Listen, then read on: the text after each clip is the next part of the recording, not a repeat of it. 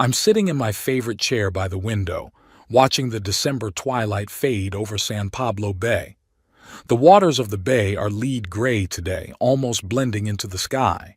Soon it will be completely dark. It gets dark early in Vallejo in the winter, especially on cloudy days like today. My fingers stroke the worn armrest of the chair. Vivian always said it should be reupholstered, but I never got around to it. It's been 5 years since she's been gone. 5 years, 1 month, and 17 days to be exact. At my age, accuracy is one of the few consolations that remain. The house is steeped in silence. Only the ticking of the antique wall clock in the hallway breaks the stillness. I got the clock from my father. I took it from my parents' home in Minnesota when I moved to California to work at Abbott Laboratories. How old are they? 80? 90? They're older than me, and I'm 78. My house in Vallejo doesn't stand out from the others on the street, a typical one-story ranch-style house with faded paint in places and a small but well-kept garden. Vivian and I bought it 40 years ago when I was promoted to senior chemical engineer. The realtor shook his head then, saying the price was too high for a humble scientist and teacher, but the view of the bay from the living room window was worth every dollar spent. Inside, things are different. Modern appliances in the kitchen. Vivian loved to cook and insisted on a good stove, comfortable furniture, proper lighting. I always took care of my eyes, spending long hours reading scientific journals. The floor-to-ceiling bookcases in the living room are filled with chemistry reference books, biology journals, and the classics Vivian loved. And the basement is my pride of place, a small but perfectly equipped laboratory. When I retired, the company let me buy back some of the equipment for a nominal price. 11 patents and 4 decades of work entitled me to some privileges. This is where I continue my research, now as a hobby. Nothing revolutionary, just small improvements in the synthesis of some compounds. It keeps my mind sharp and my hands busy. A phone call pulls me out of my reverie. I look at the screen. Rebecca, my daughter. I take a deep breath, ready to talk. "Hi, Daddy." Her voice sounds strained, like talking to me is a chore that needs to be done. "How are you doing?" "Living small, Becky," I answer, using her childhood nickname even though I know she doesn't like it. Little acts of defiance are all I have left. "Working on a new synthesis in the lab." "Dad, really?" There's a hint of irritation in her voice. "You're 78. Maybe it's time to just, rest?" I hear the same condescending impatience in her voice as she talks to her son, my grandson Ezra, as he talks excitedly about his science projects. Rebecca never inherited my love of science. She took after her mother in her pragmatism, but without her kindness and patience. "I'm resting," I answer calmly. "For me, that's what rest is." She sighs.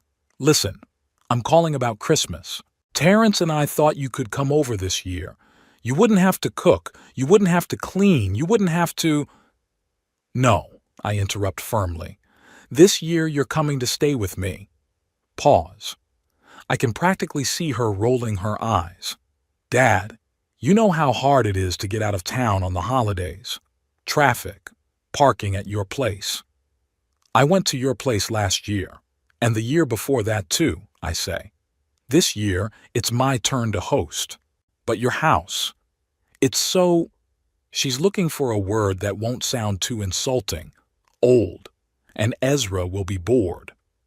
"Ezra is never bored at my place," I parry. "And my house is in perfect order." "You know," her voice takes on that peculiar tone she uses when she's about to suggest something she thinks is reasonable and I find offensive, "maybe you should think about selling. The house is big, it needs maintenance, and the neighborhood is, it's not what it used to be." There it is, again. Every conversation I've had with my daughter in the last few years has come down to this in one way or another. Sell the house, move to a retirement condo, nursing home, whatever. Just relieve us of the burden of taking care of you and let us get the money from the sale. My house isn't for sale, Rebecca, I say coldly. So are you coming for Christmas or not? Another pause, a longer one. Okay, she says at last. We'll be there on the 24th in time for lunch. Terrence wanted to spend the morning with clients. You know how important it is to keep in touch. I know the real reason is that they want to minimize their time with me, but I don't mind. That's fine. I'll expect you for lunch. And Dad, she adds, how about this year without your science talk? You know how Terrence is. See you later, Rebecca. I cut the conversation short. Small victories. I put the phone down and go back to looking at the bay. When did it all go wrong? When did my little Becky, who sat on my lap while I read chemistry books to her, turn into this cold, calculating woman? Partly I blame myself. Vivian and I both worked when Rebecca was little. I often stayed late in the lab, missed school events, but we gave her everything we could: stability, education, love. At least that's how it seemed to me. And then she met Terrence Price in college, ambitious, charismatic, and totally superficial. He charmed her with talk of big money, status, success. And ever since, it's as if my daughter looks at me through the prism of his values and sees only a loser, an old-fashioned cheapskate who doesn't understand how the modern world works. They don't know, of course. No one knows.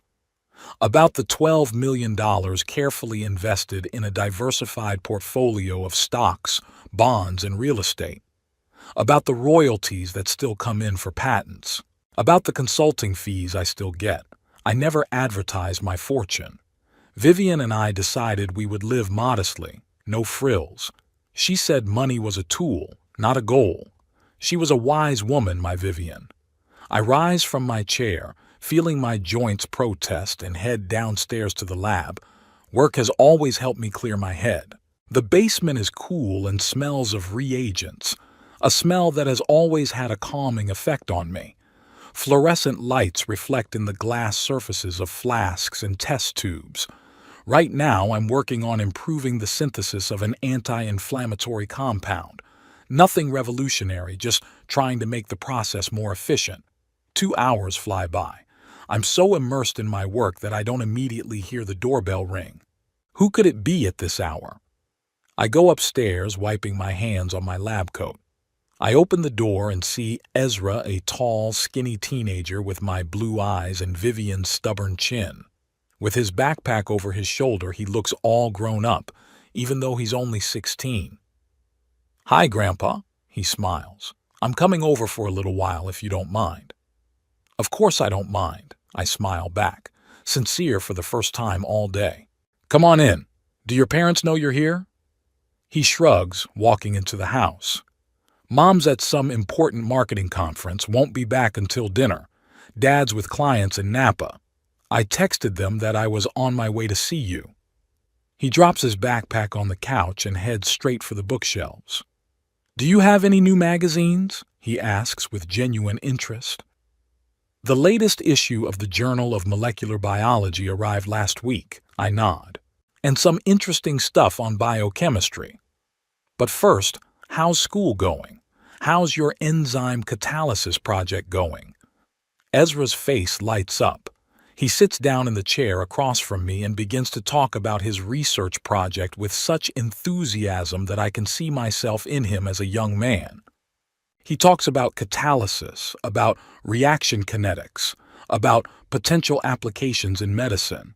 And I realize that my grandson has inherited not only my eyes, but my mind, my passion for science. Mr. Corbin, my chemistry teacher, says that with a project like this, I could get a scholarship to Berkeley or even Stanford, he says, a dreamy light in his eyes. What do your parents think? I ask cautiously. His face instantly darkens. My father says that science is a hobby, not a career, that if I want to be really successful, I need to go into business or finance, he sighs. They want me to go to the Wharton School of Business. They say they have the right connections there. I suppress the urge to say whatever I think about Terrence's right connections. Instead, I say, "What do you want, Ezra?" He gives me a long look, as if assessing whether I can be trusted. I want to do research, Grandpa, like you do, to create something that actually helps people, not just... He searches for words. He searches for words, not just shifting money from one pocket to another. I nod. That's what Ezra's all about, always seeing the heart of the matter.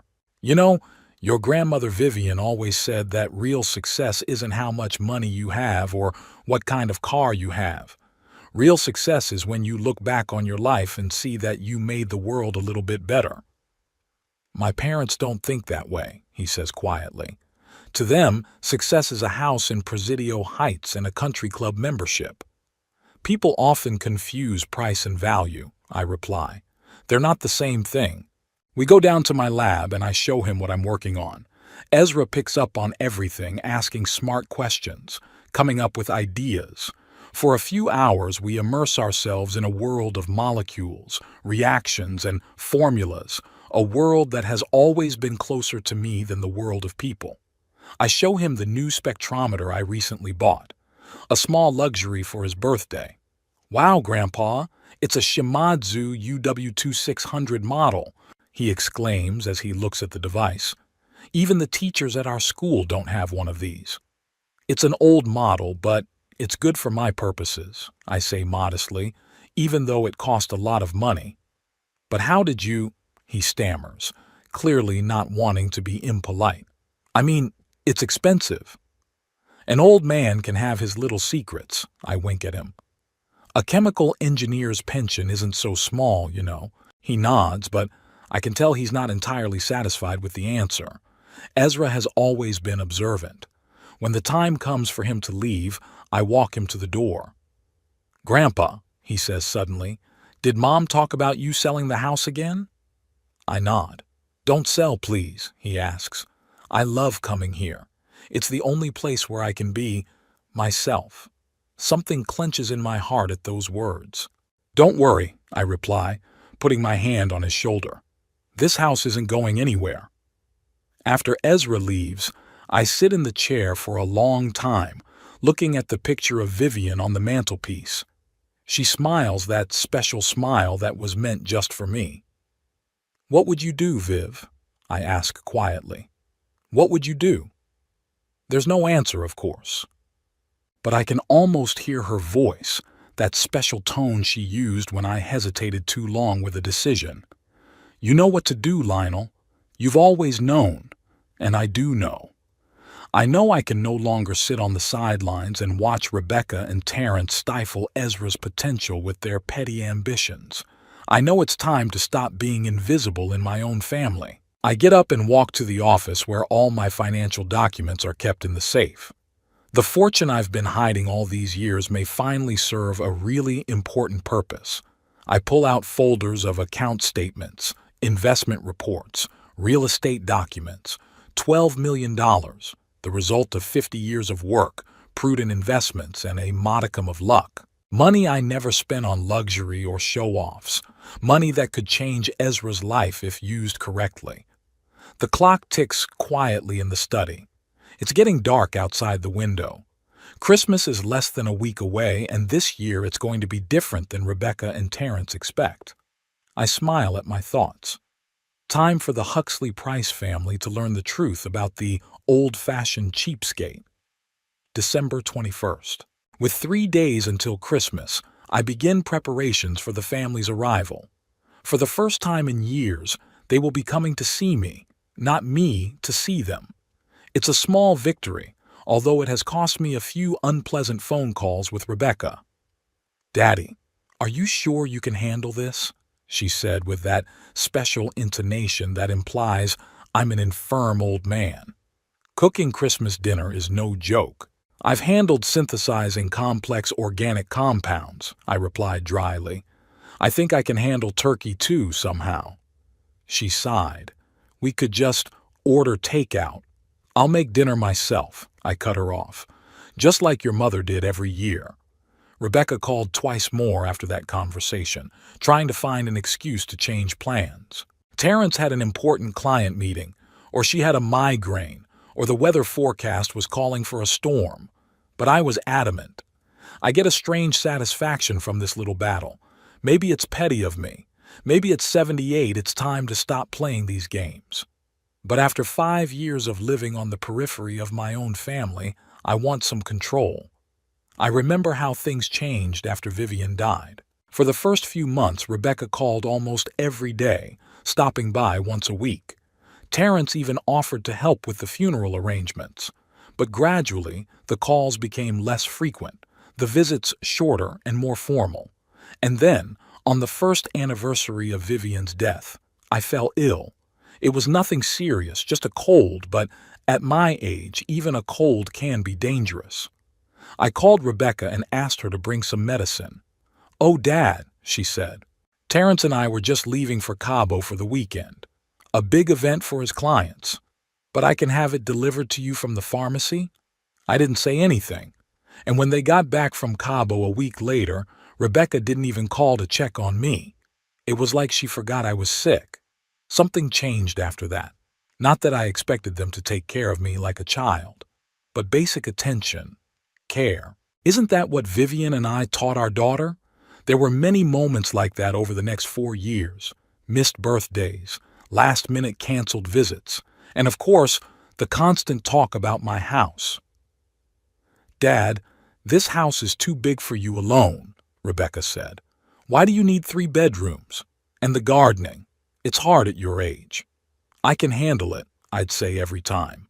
"But there are these beautiful retirement condos, with health care, with a community of she stammered for words. "Old people?" I was prompting. "People your age," she corrected me. "You'd have more fun than alone in this big house." I knew it wasn't about my loneliness or the drudgery of tending the garden. A house in Vallejo, especially one overlooking the bay, costs good money. Money that Rebecca and Terrence think is being wasted while I live here alone. They don't know that the house is fully paid off, that I don't have a mortgage, that my monthly expenses are minimal compared to theirs to maintain the lifestyle of a successful upper-middle-class San Francisco couple. I sigh and return to my preparations. The turkey is already defrosting. Tomorrow I'll make Vivian's chestnut and sage stuffing. I bought everything for the pumpkin pie, for the cranberry sauce. I want it to be like it used to be when we were a real family. There's fresh linens in the guest bedroom, new towels in the bathroom. I even bought a special pillow for Rebecca. She complained last time I was here that regular pillows give her migraines. I prepared a special gift for Ezra, a chemical experiment kit that I ordered online. It's professional, not a child's toy. I hope Terrence won't mind. But who am I kidding? Of course he will. The next 2 days are busy. I hadn't cooked for guests in a long time, and I'd forgotten how much effort it takes. By the evening of the 23rd, everything is ready. The house is sparkling clean. Dinner is planned to the minute. The presents are wrapped and waiting under the small, artificial Christmas tree I've set up in the corner of the living room. Vivian has always insisted on a real tree, but I don't see the point in ruining a tree for the sake of a few days of celebration. The artificial tree is quite decent, although it's small. I've decorated it with old toys that Vivian and I have collected over the years, including a few that Rebecca made as a child. I wonder if she'll notice. Christmas Eve morning greets me with gray skies and drizzling rain, typical winter weather for Northern California. I'm up early, checking on the turkey, making pie dough, chopping vegetables for garnish.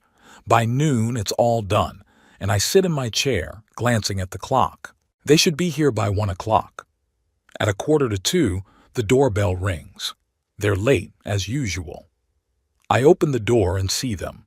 Rebecca in an expensive cashmere coat, Terrence in a suit that costs more than my monthly pension, and Ezra in a simple jacket and jeans with a backpack over his shoulder. "Daddy." Rebecca leans over and kisses my cheek. Her perfume is too strong. It makes me hold back the urge to sneeze. "I'm sorry I'm late. Traffic was terrible." "Lionel." Terrence shakes my hand. His handshake is too firm, as if he's trying to demonstrate his strength. "How you doing?" "Grandpa." Ezra hugs me, and it's the only sincere greeting of the 3 of them. "Come on in," I say, stepping aside. Lunch is almost ready.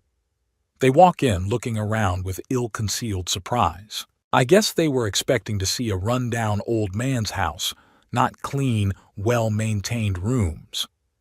"Did you cook all this yourself?" Rebecca asks, peering into the kitchen where pots of vegetables are on the stove and a turkey is cooking in the oven. "Yes," I answer simply, "just like your mother taught me." Terrence looks out the window at the driveway where his brand-new black Mercedes is parked. "It's a nice car," I say. "Is it new?" "Yes, I leased it a month ago." He can't hide his pride. "Executive class is important in my business. Customers expect a certain level." I nod, though I want to say that real professionalism is not measured by the make of the car. A month ago, during a phone conversation, Rebecca complained that they were having financial difficulties because of Terrence's failed investments. "How about an aperitif before dinner?" I suggest. "I have a nice scotch you like, Terrence." He raises his eyebrows in surprise. "Do you remember what kind of scotch I drink?" "Of course I do," I answer. "Macallan 12-year-old. Vivian always kept a bottle for you." Something resembling embarrassment appears on his face for a moment, but it quickly disappears. "My pleasure," he nods. We move into the living room. I pour Terrence a scotch. Rebecca a glass of white wine, which she prefers. Ezra asks for a Coke. I limit myself to a glass of water. Alcohol doesn't mix well with my meds. "How's school going, Ezra?" I ask, sitting down in the chair. My grandson's face brightens. "Great, Grandpa! My enzyme catalysis project made it to the second round of the state science fair. If all goes well, I can enter it in the national competition." "That's wonderful," I say, genuinely excited. "Yes, that's good," Terrence interjects. "But remember, this is just a school project. In the real world, science fair awards don't mean much." I see Ezra's gaze dim. "Actually," I say, "many universities pay special attention to the winners of such competitions when awarding scholarships, especially in the sciences." "Maybe," Terrence shrugs, "but the real money isn't made in laboratories, it's made in business. Trust me, I know. Especially in real estate, right?" I can't help the slight irony. Terrence is getting tense. "What are you getting at, Lionel?" "Nothing," I answer calmly. "I'm just interested in what you're doing.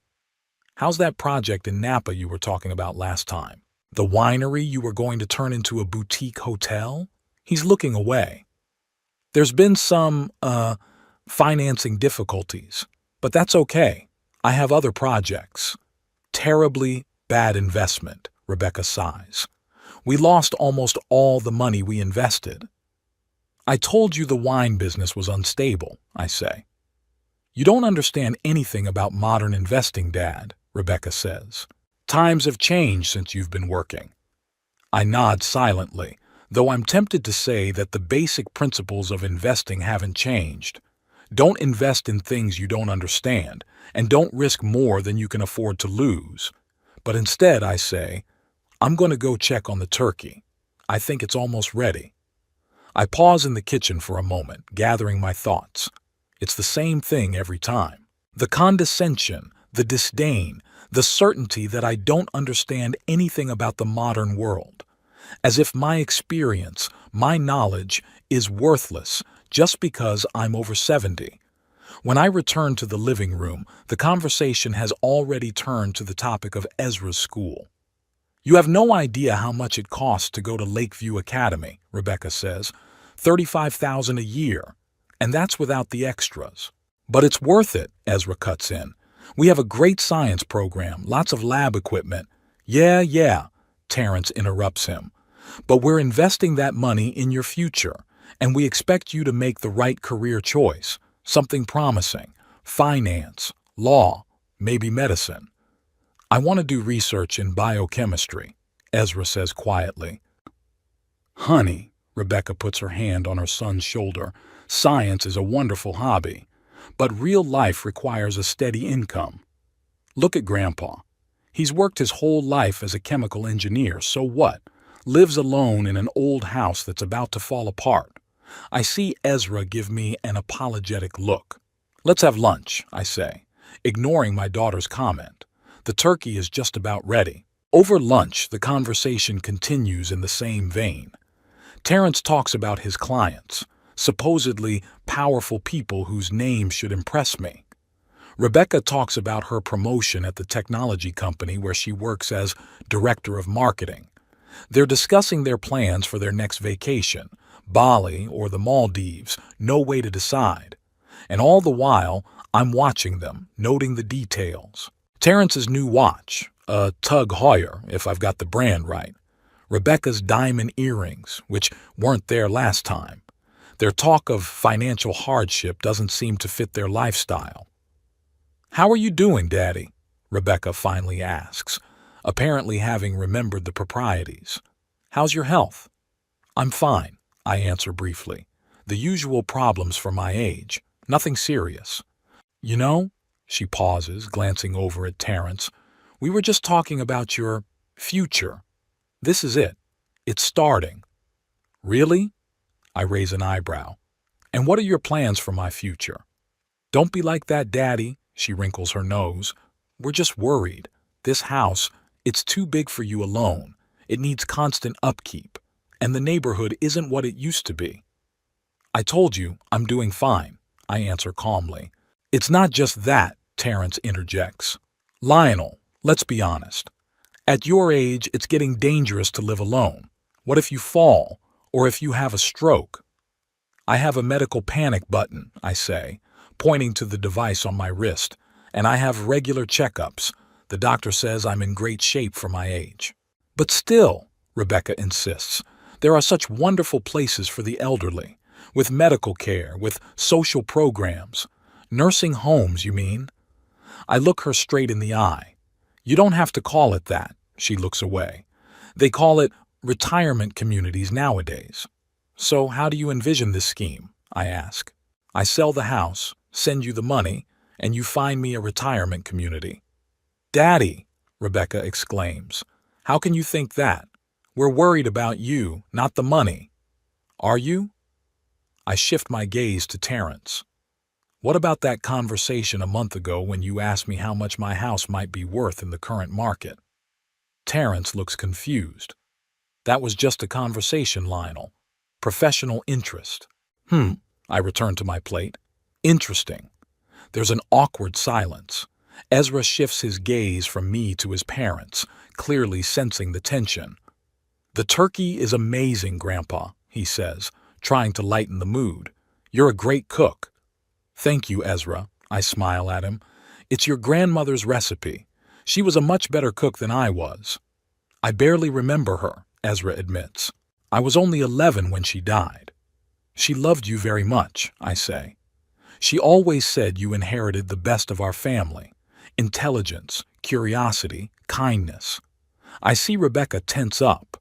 She was always jealous of the way Vivian adored Ezra.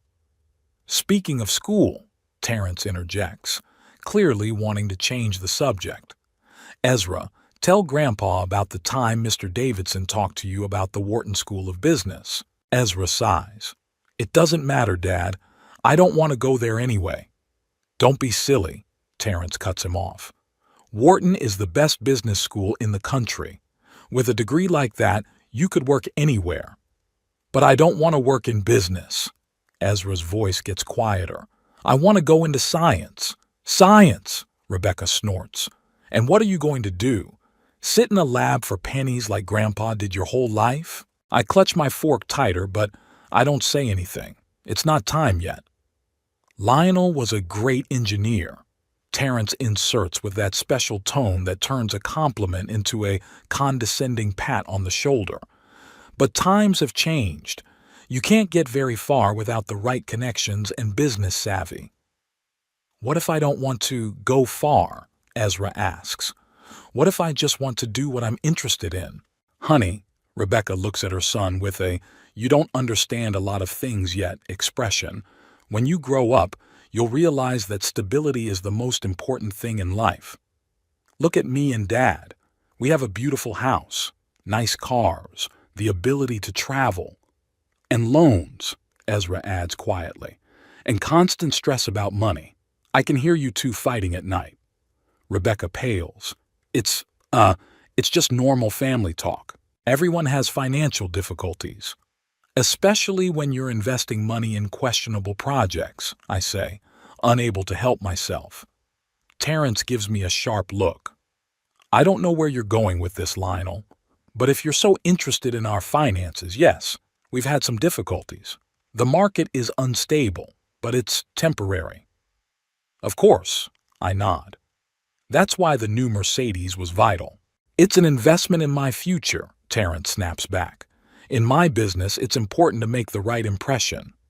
Of course it is, I agree with an ironic smile. More important than saving for Ezra's college fund. There's a heavy silence. Rebecca and Terrence look over at each other.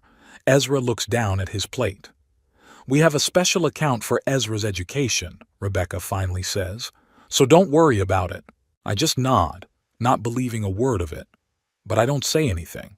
It's not time yet. How about dessert? I offer, getting up. I have pumpkin pie. It's also your mother's recipe, Becky. Over dessert, the conversation turns to more neutral topics. Weather, politics, recent movies. But I sense the atmosphere is spoiled. Rebecca and Terrence respond dryly, formally. Only Ezra tries to keep the conversation going, talking about his favorite books, science news. I watch my family and realize I've made the right decision. Tomorrow, at Christmas, everything will change. And I'm ready for it. Christmas morning greets me with an unaccustomed silence. I usually wake up alone in an empty house, but today I know that Rebecca, Terrence, and Ezra are asleep in the guest rooms. It's a strange feeling to have a full house again for Christmas. Vivian would be pleased. The clock reads 7:30. I get up quietly, trying not to creak the floorboards, and go into the kitchen. I make coffee for Rebecca and Terrence, tea for myself. I take out yesterday's cinnamon rolls, which I baked especially for the holiday breakfast. Vivian always made them for Christmas. Slowly, the house comes alive. Ezra is the first to appear, disheveled and sleepy. "Merry Christmas, Grandpa," he says, yawning. "Merry Christmas, Ezra," I smile. "Did you sleep well?" "Not really," he admits. Mom and Dad were arguing again before bed. They thought I couldn't hear them. "What was it about this time?" I ask, though I already know. "Money. Your house. About me going to college," he shrugs. The usual topics. I nod without commenting. Instead, I offer, "Cinnamon bun? Grandma's recipe." His face brightens. "I'd love one. I remember her making them. It smelled like the whole house." We eat breakfast in cozy silence until Rebecca and Terrence show up.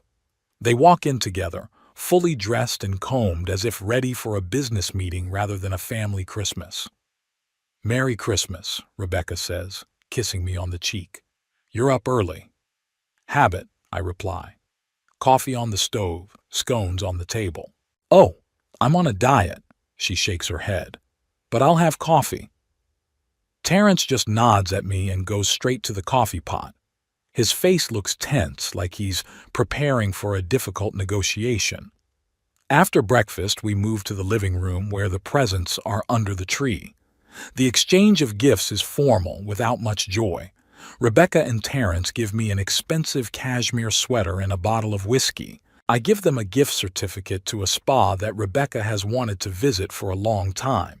I especially look forward to the moment when Ezra opens my gift. When he rips open the package and sees the professional chemical experiment kit, his eyes light up. "Grandpa, this is amazing," he exclaims. "This is professional equipment." "Yes, I think it will help you with your research," I smile. Terrence frowns, looking at the gift. "It looks expensive," he says suspiciously. "And isn't it too dangerous for home use?" "It's safer than cheap baby kits," I explain. "And yes, it is expensive, but nothing is too cheap for my only grandchild." Rebecca and Terrence look at each other. I can see the question in their eyes that they don't dare to ask. Where did the pensioner get the money for such an expensive gift? After all the presents are opened, Terrence clears his throat. Lionel, we'd like to have a serious talk with you. Here it is. I was ready for this. Of course, I nod. About what? Terrence straightens, assuming his businesslike posture. It's about your future, about the house, about the fact that you might want to consider alternative living arrangements. Dad, Rebecca steps in, we're worried about you. Living alone at your age is getting dangerous, and this house needs constant upkeep. We've found a great place, Terrence continues, an active retirement community in Concord, with health care, social programs. And what do you offer? I ask calmly. Sell my house and move there? Exactly, Terrence nods. It's a reasonable solution. It's a good deal on a house, especially one with a view of the bay. Part of the money will go to pay for your living expenses in the new place, and the rest, well, you could invest it.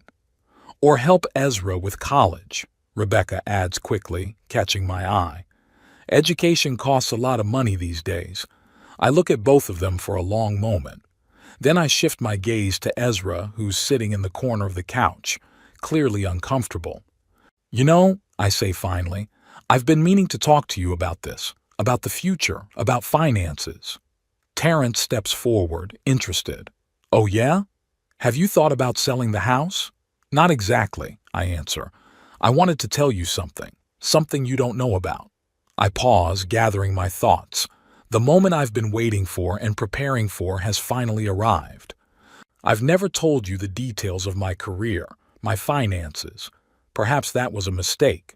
But Vivian and I have decided to live modestly, not to flaunt what we have. What do you mean, Dad? Rebecca frowns. I worked at Abbott Laboratories for 42 years, I begin. During that time, I patented 11 processes for synthesizing various pharmaceutical compounds. 3 of them are still in use today in the manufacture of drugs, and for each use of my patents, I receive a royalty. I can see Terrence tense up, beginning to realize where I'm going with this. In addition, I continue, after I retired, I worked as a consultant for several pharmaceutical companies, and all these years I've been investing. Prudent, conservative, but steady. Dad, Rebecca interrupts impatiently, what's this all about? I look her straight in the eye. The point, Rebecca, is that I have $12 million. Silence. Absolute silence, as if all the air had suddenly been sucked out of the room. Rebecca and Terrence freeze, their faces expressing shock and disbelief. Ezra stares at me wide-eyed. What? Rebecca finally squeezes out. Is this a joke? No, I shake my head. It's true. $12,436,000 to be exact. As of yesterday. But, how? Terrence looks like he's been hit over the head. How could you? Why you never… Because money was never an end in itself for Vivian and me, I explain. We wanted to live simply. And we wanted you, Rebecca, to appreciate the more important things in life than material wealth. Rebecca looks stunned, but gradually the shock on her face changes to anger. All this time, you had millions and you let us think you were barely making ends meet? Let us worry about you, about your finances? I never said I was in financial trouble, I answer calmly. That's what you've decided based on the way I live my life. But, she stammered, you live in this old house, drive an old car, never travel. Because I love it, I say. I love this house. My car is reliable and comfortable, and I stopped traveling after your mother died because it didn't bring me joy anymore. Terrence seems to be the first to recover from the shock. His business acumen is showing. Lionel, this is, terrific news, he says, trying to smile. You could have a completely different life. Move to a better neighborhood, travel first class. But I don't need that, I interrupt him. I'm comfortable with the way I live now. And yet, he continued, now that we know what you're worth, maybe we should think about how best to use it. $12 million is a lot of money. I could help you invest it more. aggressively. Increase your returns. I can barely contain my laughter. Like you did with the Napa winery investment? Terrence's face stiffens. It was a one-time thing. I have other, much more reliable options. Dad, Rebecca intervenes, her voice almost pleading, you have to understand how important this is to us. We're in a bad place right now. The mortgage, Ezra's tuition, failed investments. We could use the help, family help. You want me to give you money? I'm asking you straight up. I didn't, Terrence quickly corrects. Invest in us, in your family. We've taken care of you all these years, Rebecca adds, visiting, calling, worrying. I can't hold back a bitter laugh. Cared? When, Rebecca? When I was sick 2 years ago and asked you to bring me medicine and you told me you had a weekend in Cabo planned, or when you forgot my birthday last year, or maybe when you and Terrence discussed behind my back which nursing home would be best to send me to. Rebecca goes pale. Did you heard that conversation? Yes, I nod. I'm not deaf, though you seem to forget that a lot. Terrence decides to change tactics. Lionel, let's not dwell on past grievances. It's the future that matters. Your future, Ezra's future. 12 million is an inheritance that should stay in the family. That's right, I agree. And that's why I've made this decision. That money will be inherited by my grandson and... I pause, watching Rebecca and Terrence's faces light up with eager anticipation. They think I'm about to say that the money will go to Ezra, which means it will actually go to them since he's still a minor. And I've already transferred the entire fortune into a fund managed by myself and my legal team, I continue. Ezra won't have access to the money directly until after he graduates.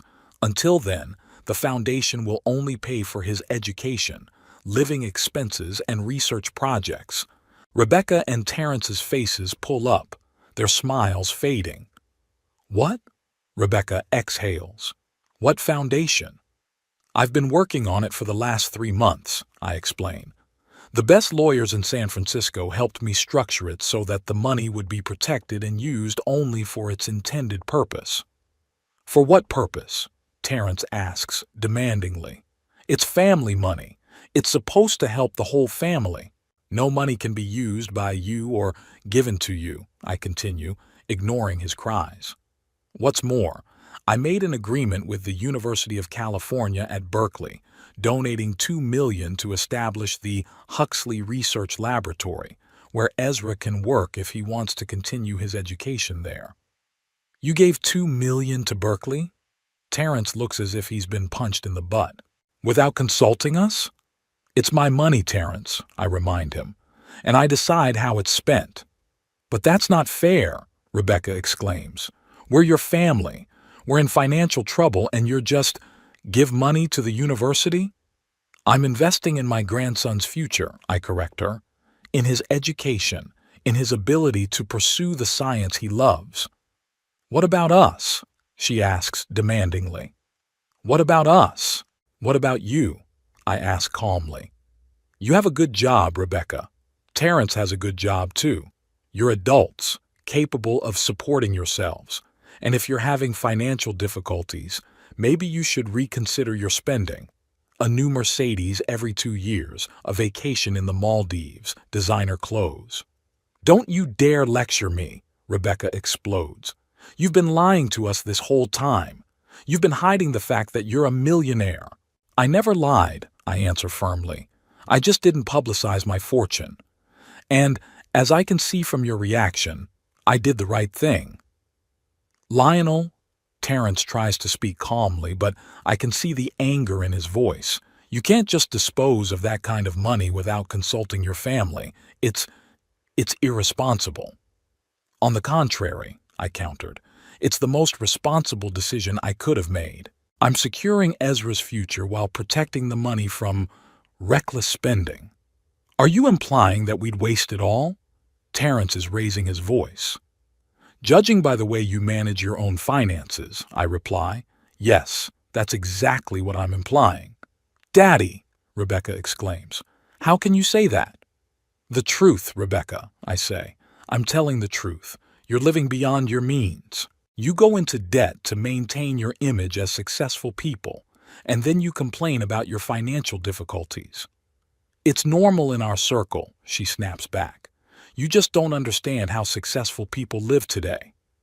Maybe, I agree, but I do understand the difference between real success and its illusion.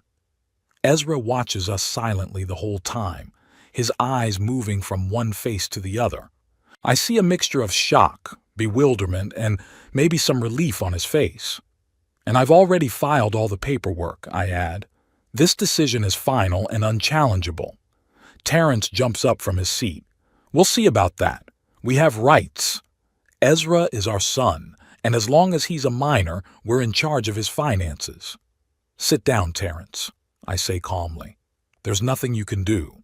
The fund is structured so that neither you nor even Ezra can access the principal until certain conditions are met. Only for education, living expenses, and research projects.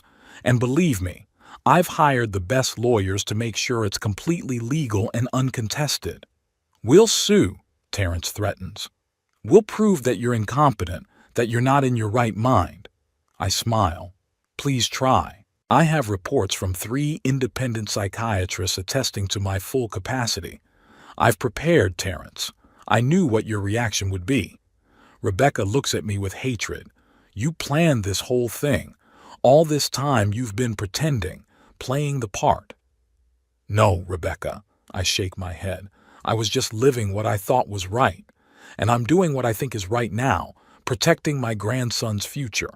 At our expense, she screams. At the expense of my own daughter. I'm not taking anything away from you, I say. I'm just not giving you something that you have no right to, judging by your attitude toward me over the last few years. You can't do that, Rebecca shouts, jumping up from her seat. Her face is contorted with rage, her eyes blazing. It's a betrayal. Terrence rises too, his hands clenched into fists. All this time you've been playing us for a fool, playing the poor pensioner when in fact, he chokes with indignation. You manipulated us, the whole family. I remain seated, outwardly calm, though my heart is beating faster than usual. I expected this reaction, but it's still hard to see such rage in my own daughter's eyes. I wasn't manipulating anyone, I say in an even voice. I just lived my life as I saw fit, and I manage my money the way I think is right. Your money? Rebecca almost screams. You're my father. How can you give everything to Ezra and completely ignore me? I am your daughter. And what does that mean to you, Rebecca? I ask. Being my daughter? When was the last time you acted like a loving daughter instead of someone just waiting for an inheritance? How dare you? She comes closer, hovering over me. We've taken care of you all these years. We've called you, visited you. On holidays, I clarify, and then reluctantly. And every time, the conversation somehow came down to the fact that it was time for me to sell the house and move into a nursing home. We were worried about your safety, she insists. Really? I raise an eyebrow. What about the time I got sick and asked you to bring medicine? You said you had a big weekend planned in Cabo. That was an isolated incident, she defends herself. We did have an important meeting with Terrence's clients, and my 75th birthday, which you missed because, what was the reason? I pretend to try to remember. Oh yeah, Terrence had a golf tournament. It was a charity tournament, Terrence inserts, but his voice sounds uncertain. Of course, I nod, and that's why you didn't even call me that day. I found out about the tournament after the fact when I asked why you didn't show up. Rebecca turns pale but quickly pulls herself together. It's not fair. You pull out isolated incidents forgetting all the good things we've done for you. Like what? I ask. Name me one instance in the last 5 years when you've done something for me and not for yourself. She opens her mouth to answer, but stops short. Then she starts. We invited you over last Christmas because your oven broke and you wanted me to cook a turkey, I finish for her. I remember.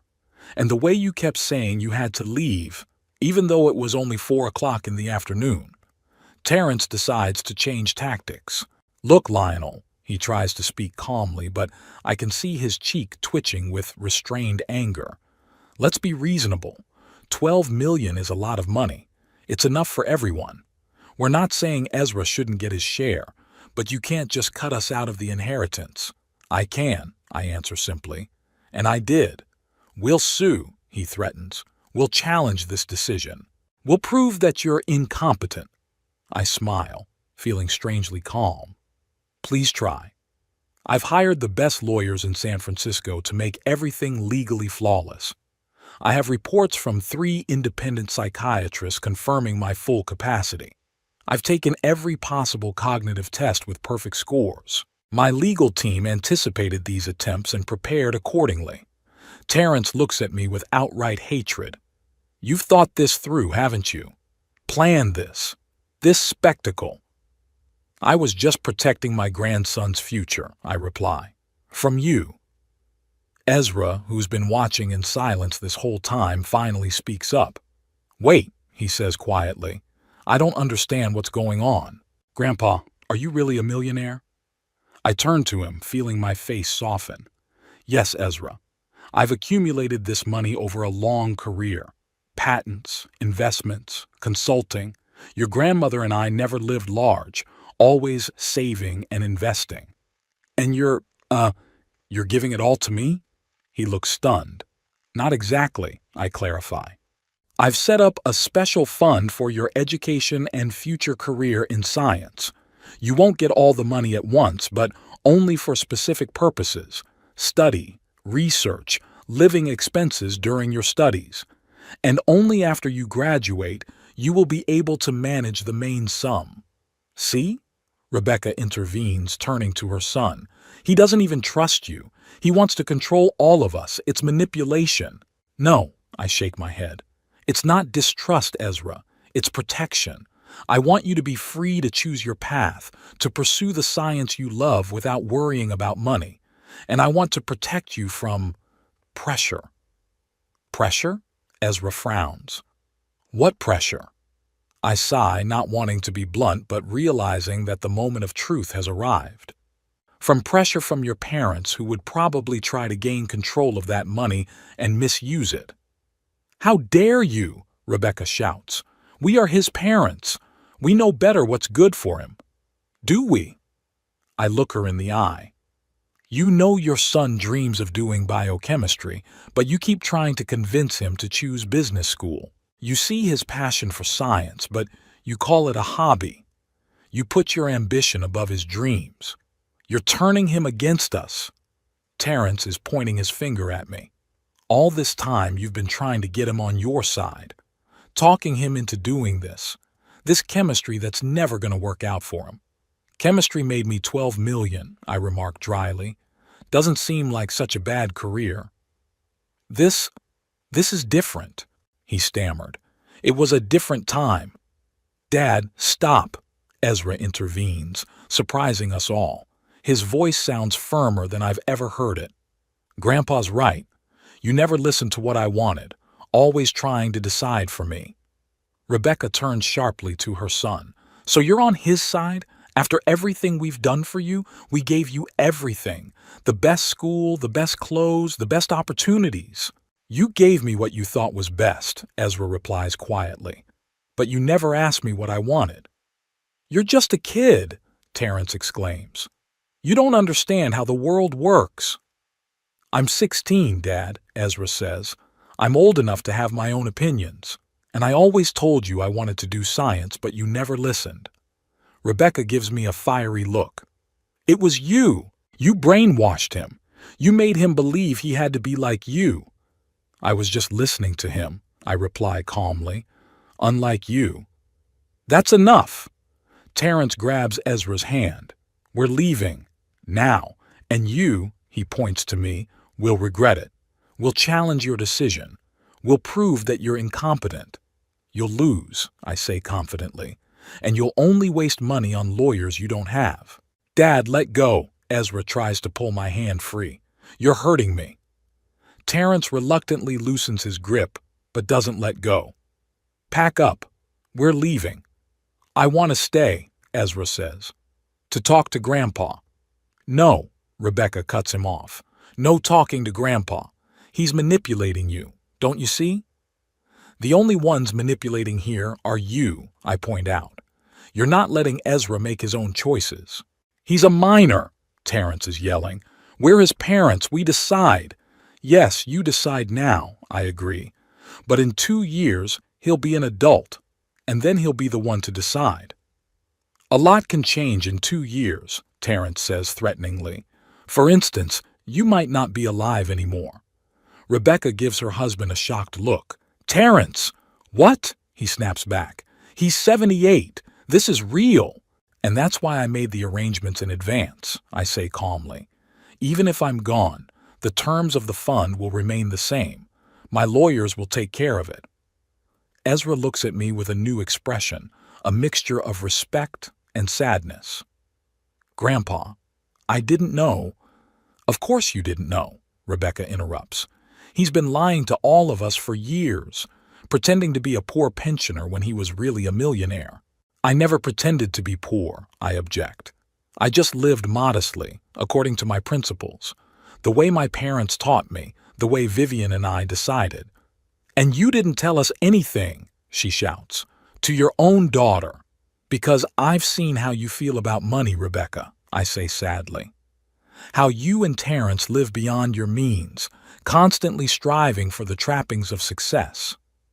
A new car every 2 years, designer clothes, expensive restaurants, and yet you're always talking about financial hardship. I didn't want that money to just, disappear into thin air. It wouldn't disappear, Terrence insists. We would have invested it. We'd multiply it. Like the money you invested in the winery in Napa? I ask. Or that smart refrigerator startup you mentioned last year, the one that went bankrupt after 3 months? Terrence turns red with anger. Those were calculated risks. Sometimes investments don't pay off. Exactly, I nod. And that's why I don't want you handling money meant for Ezra's future, for his education, for his research. Enough talk. Terrence pulls Ezra toward the door. We're leaving. And you can rest assured, Lionel, this is not the end. We'll fight for our rights. Wait. Ezra breaks free of his father's grip. I want to know more. Grandfather, what is this lab in Berkeley? What exactly did you do? I stand up and walk over to my grandson, putting my hands on his shoulders, looking him in the eye. I donated $2 million to the University of California at Berkeley to establish the Huxley Biochemistry Research Laboratory. You can work there if you want to study there.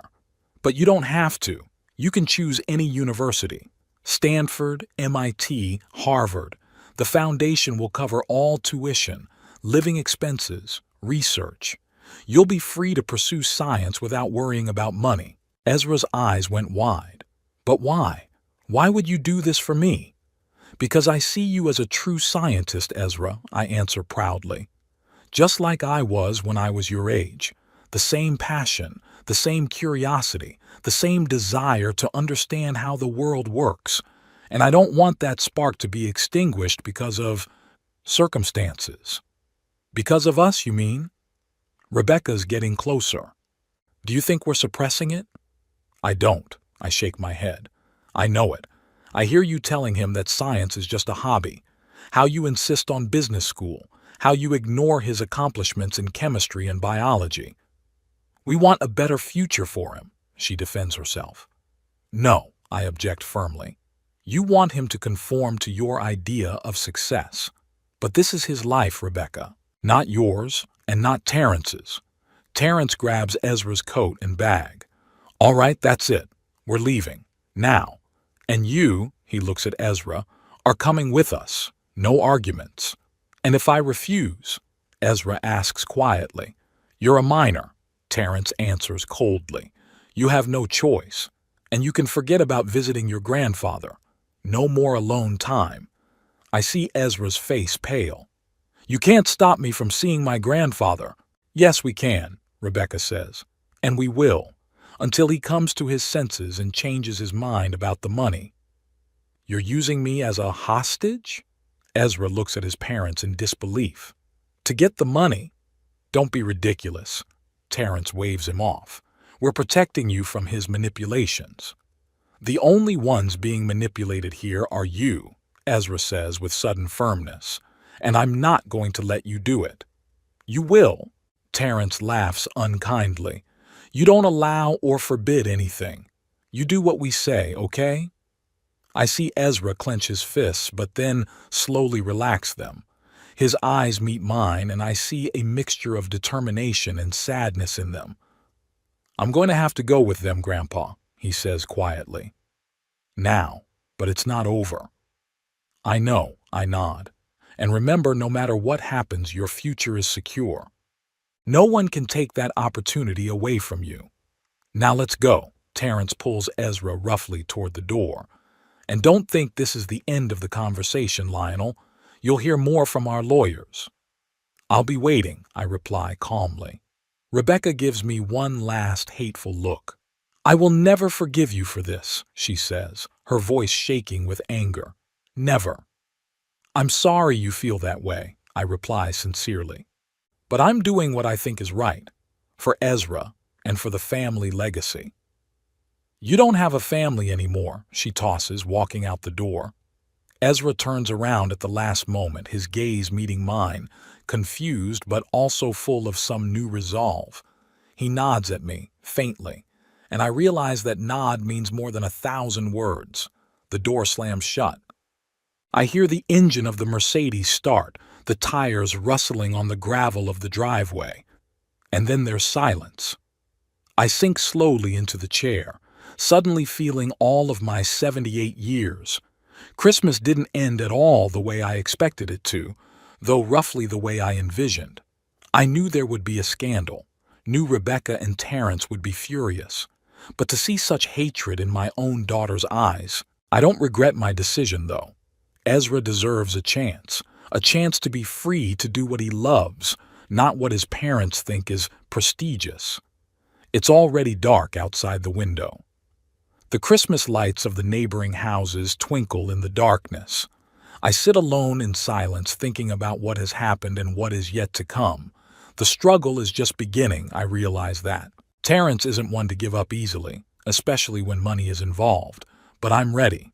I've spent months consulting with the best lawyers, making sure my decision is well protected. The fund is structured so that neither Rebecca nor Terrence can access it, even if they sue. Even if they try to prove I'm incapacitated. I close my eyes, remembering Ezra's face when he found out about the Berkeley lab. That glimmer of hope, that light in his eyes. It was worth going through today's scandal for my grandson's future. Vivian would have been on my side, I'm sure of it. She's always put true values before material possessions, always believed in the power of education, in the importance of following one's calling. I don't know if I'll see Ezra anytime soon. I don't know if Rebecca and Terrence will keep their threat to forbid him from seeing me. But I do know one thing. I've given him the tools to build his own future, and no one can take that away from him. It's been 3 weeks since that Christmas day that changed our family forever. 3 weeks of silence. Rebecca hasn't called, hasn't written. It's like I ceased to exist for her. I'm not surprised. I expected this. I knew she'd see what I did as a betrayal. Maybe it is. But sometimes you have to choose between loyalty and what you think is right. I made my choice. Today came what I've been waiting for since Christmas.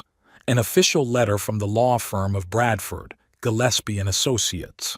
Notification that Rebecca and Terrence Price intended to challenge my inheritance orders on the grounds of alleged incapacity and undue influence on the part of my legal advisors.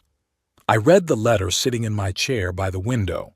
Same view of the bay, same leaden waters under the winter sky. Nothing had changed around me, but everything had changed inside. I called my lawyer, Michael Reynolds. He was as calm as ever.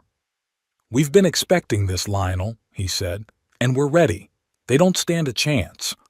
All the paperwork is impeccable. All the psychiatric reports are in order. Don't worry. I'm not worried about the money or the lawsuit. I'm worried about Ezra. What's he like in that house now? What are his parents saying to him? How do they explain their sudden rage, their threats? The day passes with the usual worries. I go down to the lab, work on the synthesis. The usual routine that has always put my mind at ease. But today, even chemistry doesn't help take my mind off my heavy thoughts. When the doorbell rings, I barely react. It's probably the mail or the courier with the next legal documents. I slowly climb the stairs from the basement, going to open it. Ezra stands on the doorstep. His hair is disheveled, his face flushed like he's been running. He's carrying the same backpack he used to come to my house with. Ezra? I can't hide my surprise. What are you doing here? Hi, Grandpa. He shuffles from foot to foot. Can I come in? Sure. I step aside. Do your parents know you're here?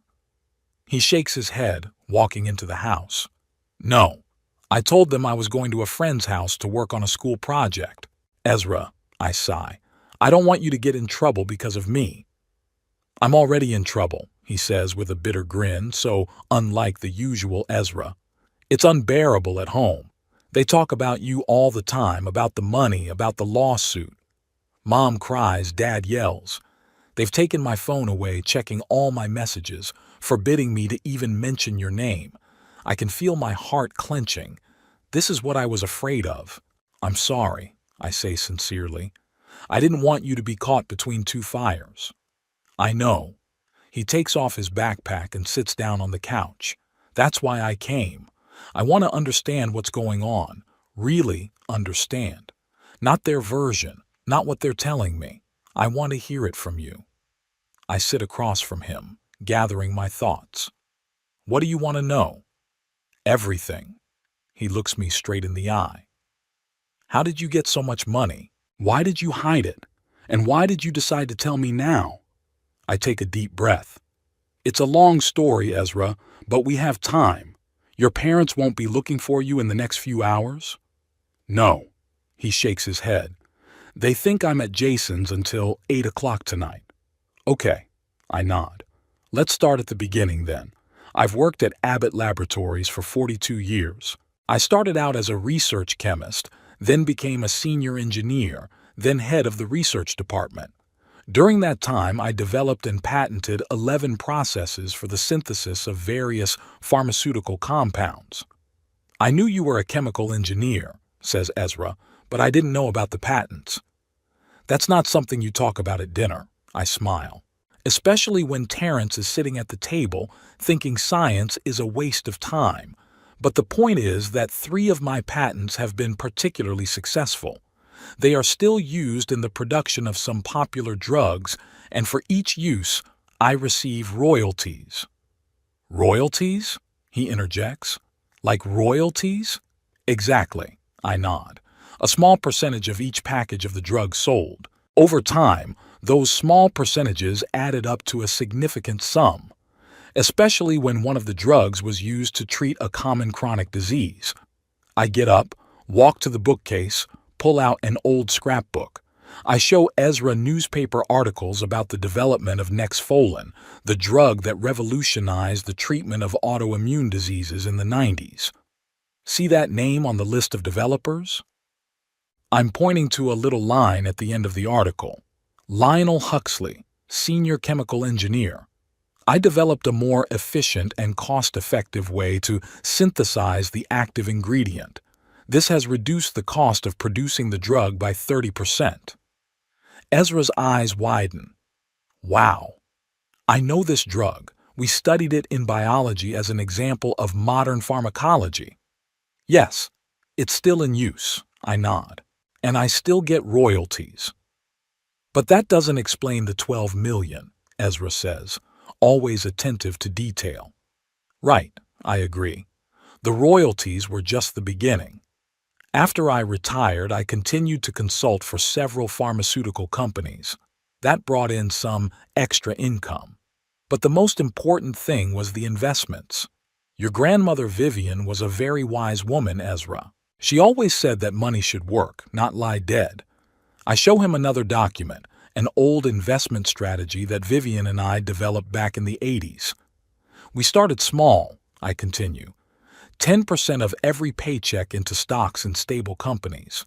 Then, when the royalties started coming in, we increased our investments, diversified the portfolio, stocks, bonds, real estate. Nothing risky, no questionable startups or exotic instruments, just consistent, patient investing over 50 years. A compound interest, Ezra nods. The eighth wonder of the world, as Einstein said. I smile. My grandson always gets the point. Exactly. As time went on, our investments grew. We were particularly successful in investing in technology companies in the 90s and early 20s. We bought Apple stock when it was less than $1 a piece. Wow, Ezra whistles. I mean, that's a huge profit. Yeah, I nod. But it's not about how much we made, it's about how we felt about it. Money was never a goal for Vivian and me. It was a tool, a means to security and independence. We never aspired to luxury, to ostentatious wealth. We enjoyed our simple lives. But why did you keep it from your mom? From everyone? Ezra asks. 12 million isn't something you can casually leave out. I sigh, searching for words. It's hard to explain. It wasn't a conscious decision to hide it at first. It was just that Vivian and I didn't pay much attention to the money, didn't talk about it. Then, when the amount started to grow, we wondered how it might affect Rebecca. We didn't want her to grow up spoiled, feeling like she was owed everything. We wanted her to value hard work, education, real relationships, not material things. I pause for a moment, thinking back. Maybe we were wrong. Maybe we should have told her when she was older. But I stammer, not knowing how to explain. But what? Ezra nudges me. But when I saw the way she lived with Terrence, the way they treated money, the constant pursuit of status, the trappings of success, new cars, designer clothes, ostentatious luxury, and yet they're always talking about financial difficulties. I was afraid that if they found out about my fortune, they'd just squander it on things that aren't worth anything in the long run. Ezra nods, and I can see the understanding in his eyes. I know what you mean. They're always like that. Buying a new car and then arguing about how they can't pay for my trip to a science conference. Exactly, I say. And when you showed up, when I saw you growing up, when you had this interest in science, this curiosity, this spark, I knew I had to protect that, to give you the opportunity to follow your calling without worrying about money, without worrying about parental pressure. Is that why you created this foundation? Ezra asks. Yes, I nod. I consulted with the best lawyers in San Francisco, structured it so that the money could be used only for your education, for your research, for your living expenses during your studies, so that you could choose any university, any science major without thinking about the cost, and that neither your parents nor anyone else can access that money. I get up, walk to the safe that's hidden behind a painting in my office. I pull out a file folder. Here, I hand it to Ezra. These are copies of all the documents about the foundation and Berkeley's endowment. He opens the folder, looks through the papers. His eyes widen when he sees the amounts and terms. $2 million for the Huxley Biochemistry Lab? He looks at me in disbelief. Did you really do that? Yes, I smile. The lab is already under construction. They promise to finish by the fall, just in time for you to go to college. But, why Berkeley? He asks. Why not Stanford or MIT? Because Berkeley is a public university more accessible to regular students, I explain. Because they have a great biochemistry program. And, I smile, because it's close to Vallejo. I was hoping you'd stop by and visit the old man once in a while. Ezra's eyes glitter suspiciously. Grandpa, I don't know what to say. You don't have to say anything, I squeeze his shoulder. Just know that you have a choice. A real choice, not the one your parents force on you. You can follow your dream, your calling, do science, research, whatever, without having to worry about money. Ezra is silent, looking at the papers. Then he looks up. What if, what if I decide to go to business school after all, or choose another major outside of science? I smile, touched by his question. The fund is structured so that you get access to the money after 25 years, regardless of your chosen major. Yes, there are incentives to pursue a scientific career, earlier access, additional research funding. But at the end of the day, it's your money, Ezra, and your life. I just want you to make decisions freely, without pressure. He nods, and I can see he understands. My parents say you wanted to punish them, he says quietly, to get back at them for not taking care of you properly. I sigh. There's some truth to the fact that I was hurt by their attitude, especially after your grandmother died. But no, Ezra, revenge wasn't my goal. I just wanted to protect you and your future, to give you something I know you'll use wisely. They're very angry, he continues. Dad keeps talking about the lawsuit, about how they'll prove you're incapacitated. I know, I nod. I got official notice from their lawyers today. But don't worry about it. My lawyers have it covered. There's no chance of them challenging my decision. What if they forbid me from seeing you? He asks, and you can hear the fear in his voice. They almost did. Today I came secretly, but what happens next? You're about to turn 17, Ezra, I say. In a year or so, you'll be an adult. You'll be able to make your own decisions. Until then. I take a small object out of my pocket, I say. He picks up an old-fashioned push-button cell phone. What's this? An emergency phone, I explain. It's a simple one with no internet or apps. It just has my number on it. If your parents check your main phone, they won't find this one. Keep it in case you need to contact me. Ezra clutches the phone in his hand, his eyes shining again. Thanks, Grandpa. I want you to know, I continue, that I'm always on your side. No matter what happens, no matter what decision you make, I will support you. And I won't let your parents rob you of the future you deserve. He nods, then suddenly leans over and hugs me.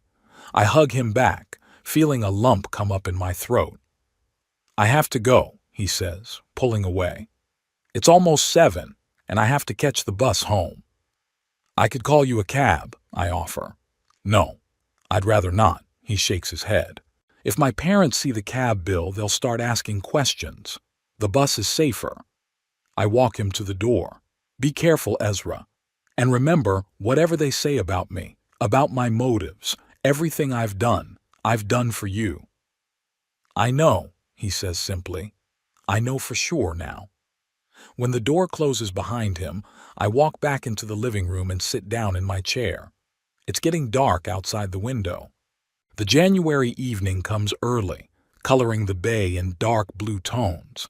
I think about what I told Ezra, about the reasons I've hidden my condition all these years, about why I decided to reveal the truth now. Yes, perhaps my method was harsh. Perhaps I could have found another way, less dramatic, less painful for everyone. But I saw no other way to protect Ezra's future from his parents' financial irresponsibility. I know there's a legal battle ahead. Rebecca and Terrence won't back down that easily.